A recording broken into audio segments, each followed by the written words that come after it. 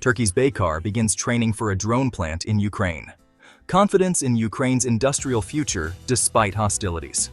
Will Turkey's drone bet pay off in Ukraine? Training begins.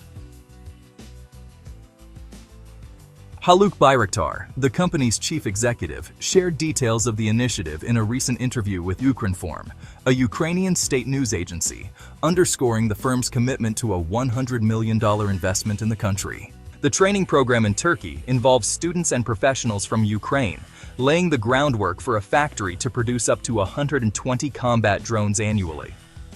20 students from the Kyiv Aviation Institute and 14 professionals are honing their skills. The program spans 9 months, preparing a skilled workforce. Baykar is pressing ahead with its Ukrainian ventures despite the war's uncertainties. The Bayraktar TB2 gained global attention for its role in Ukraine's resistance to Russia's invasion. Armed with laser-guided bombs, it strikes targets with precision. The TB3, with foldable wings, is designed for naval deployment. Baykar's investment in Ukraine dates back to a pre-war partnership. In 2021, Ukraine purchased dozens of TB2 drones. They were integrated into its air force with devastating effect.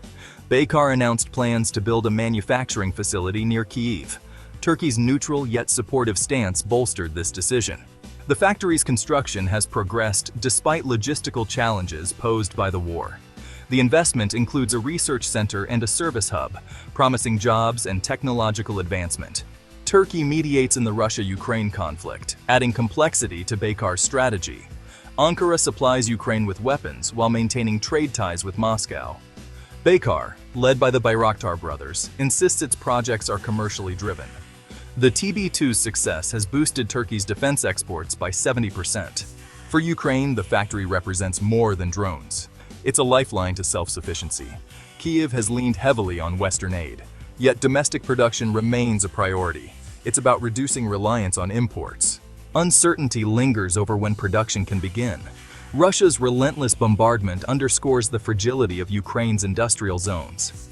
Baykar's timeline hinges on a ceasefire or stabilization of the conflict. We're preparing for peace, but we're realistic, Bayraktar acknowledged. The moment conditions allow, we'll move in. Baykar trains Ukrainian recruits producing TB2s reshaping the battlefield and TB3s redefining naval warfare.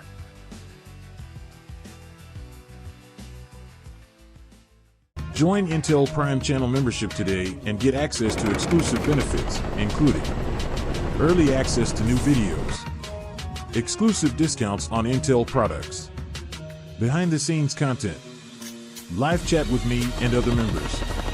Other options will be soon available. Thank you for your support and for helping Intel Prime grow.